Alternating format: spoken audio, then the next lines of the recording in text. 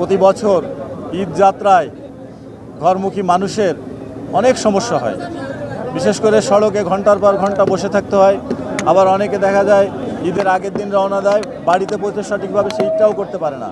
এই জন্য আমরা এবছর অত্যন্ত গুরুত্ব দিয়ে আমাদের ঈদ যাত্রায় যাতে যাত্রীদের কোনো ধরনের হয়রানি, টিকিটের মূল্য বেশি নেওয়া, রোডে কোনো ব্লকেট না হয়, যানজট না হয়, সেটা এনশিওর করার জন্য সকল মহাসড়কে আমাদের সরকারের পক্ষ থেকেও কোঅর্ডিনেশন মিটিং করা হয়েছে। বিশেষ করে স্বরাষ্ট্র মন্ত্রণালয়, যোগাযোগ মন্ত্রণালয়ের মন্ত্রী এবং স্বরাষ্ট্র মন্ত্রণালয়ের মন্ত্রী মহোদয়ের নেতৃত্বেও আমাদের কোঅর্ডিনেশন মিটিং হয়েছে, ইতিপূর্বে আপনারা জানেন।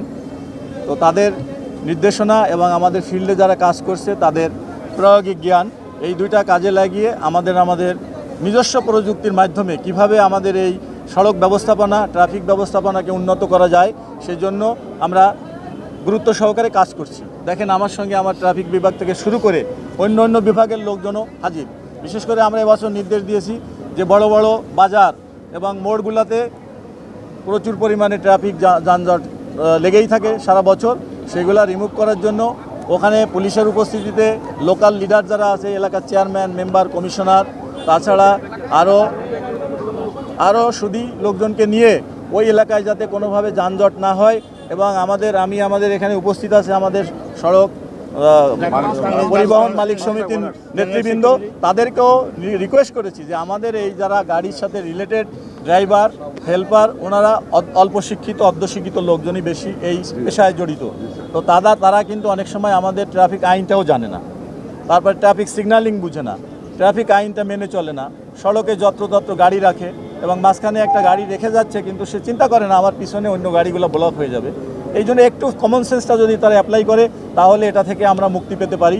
এই জন্য আমি আপনাদেরকে রিকোয়েস্ট অলরেডি বলেছি যে আপনারা একটা প্যাকেজ প্রোগ্রাম নেন, যে তাদেরকে মোটিভেশনাল প্রোগ্রাম, ট্রাফিক আইনটা শিক্ষা দেওয়া, তারপরে ফিডার রোড থেকে যখন গাড়িটা উঠবে অগ্রাধিকার কার, মেইন রোডের, এই জিনিসগুলো আমরা বুঝি না। দেখেন, জেব্রা ক্রসিংয়ে গাড়িটা এসে জেব্রা ক্রসিংটা বন্ধ করে, ওই জেব্রা ক্রসিং তো পথচারী পারাপারের জন্য, অথচ পৃথিবীর সকল দেশে জেব্রা ক্রসিংটার পিছনে ডেড স্টপ হয় গাড়ি সবসময়। এটা আমরা কেউই মানি না। এখনই দেখেন, আমরা এই সড়কটা ক্লিন করতে আসছি, কিন্তু আমাদের সাংবাদিক ভাইদের গাড়ি, পুলিশের গাড়ি, তারাও কিন্তু জায়গার অভাবে তো গাড়িটা এক লাইনে, সিঙ্গেল লাইনে না রেখে রাস্তা অর্ধেক বন্ধ করে ফেলছে। এই জিনিসগুলো আমাদেরকে সচেতন হতে হবে।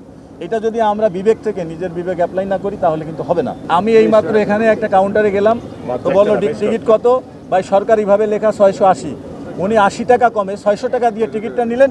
যাত্রী নিজেই বললো যে আমি স্যাটিসফাইড স্যার। তারপর ম্যাজিস্ট্রেট কাজ করছে ব্যাপারে 300 টাকার ভাড়া 700 টাকা আজকে এখানে নেওয়া হয়েছে, এবং এরকম প্রমাণও আছে যে কাউন্টারের টিকিট পাচ্ছে না। আমি বলি আপনাদের সাথে কিন্তু এখানে ম্যাজিস্ট্রেটও আছে, মেট্রোপলিটন ম্যাজিস্ট্রেট। সাধারণ মানুষ তো জানেই না কার কাছে তারা সে নালিশটা দিবে। আপনি বলছেন পুলিশ তদন্ত করবে, পুলিশই করে তাদের কথা আমরা দেখি। আমি এইটাই তো আমাদের প্রবলেম, আইন না জানাও কিন্তু একটা অপরাধ। এটা কি জানেন আপনারা? জানানোর দায়িত্ব আপনার নিজে জানবেন, আপনি আইন পড়বেন, প্রচলিত দেশের আইন জানা নাগরিক হিসাবে এটা তো আপনার citizen right, first and foremost duty, আপনাকে আইন জানতে হবে। আপনি জানেন না বলে এসে বলবেন যে আমি এটা জানতাম না, এটা তো কোনো অজুহাত মানা হবে না।